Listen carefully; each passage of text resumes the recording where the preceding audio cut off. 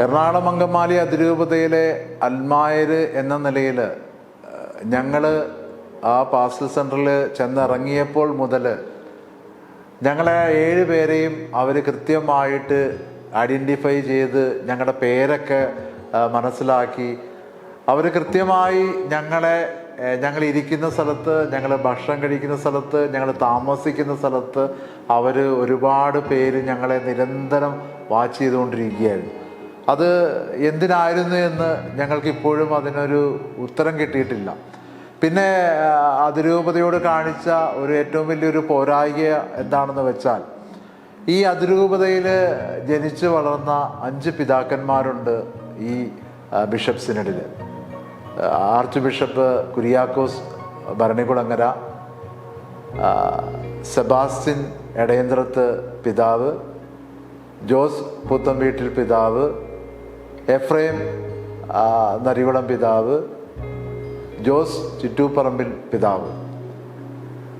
നമ്മളൊന്ന് നോക്കുക, ഈ 4 ദിവസത്തെ പരിപാടികൾക്ക് ഏതാണ്ട് ആ മറ്റ് പങ്കെടുത്ത ബിഷപ്പ്മാർക്ക് എല്ലാവർക്കും ഏതെങ്കിലും രീതിയിലൊരു റോളുണ്ടായിരുന്നു.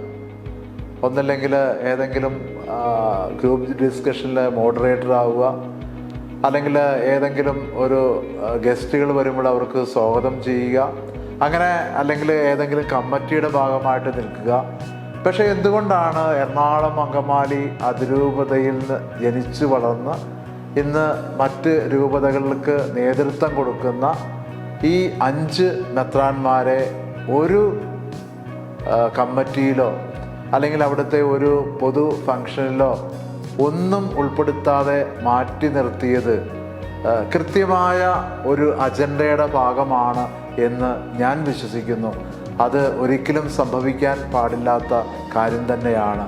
കാരണം അത് തന്നെയാണ് ഞാൻ മുമ്പേ സൂചിപ്പിച്ച പോലെ കൃത്യമായി എറണാകുളം അങ്കമാലി അതിരൂപതയിലെ അൽമായ പ്രതിനിധികളെയും ഞങ്ങളുടെ വൈദികരെയും പങ്കെടുത്ത സിസ്റ്റേഴ്സിനെയും ഒപ്പം ഈ പറഞ്ഞ 5 മെത്രാന്മാർക്കും അവിടെ കൃത്യമായി അവർ മോണിറ്റർ ചെയ്യുന്നുണ്ടായിരുന്നു.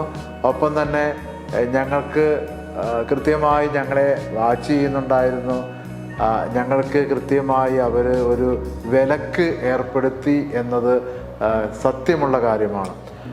അവിടുത്തെ മറ്റു കാര്യങ്ങളെക്കുറിച്ച് വളരെ അഭിമാനത്തോടുകൂടി പറയുവാൻ ഞാൻ ആഗ്രഹിക്കുകയാണ്.